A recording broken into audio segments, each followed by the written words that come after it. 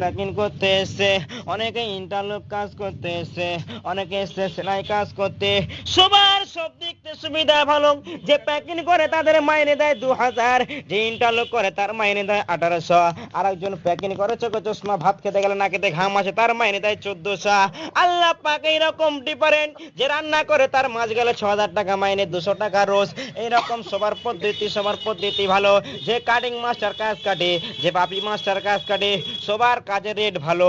যেই জুলুম, যত মুসিবত, যত খারাপ নোংরা ব্যবহার, যত মুসিবতের কাজ করে দর্জি সেলাই কারিগরদের উপরে, যত যত কি করে ওদের পদে 5 দেওয়া যায়, এই কোন ওস্তাকার ইনকাম করে, সবার রেট ভালো দেবেন।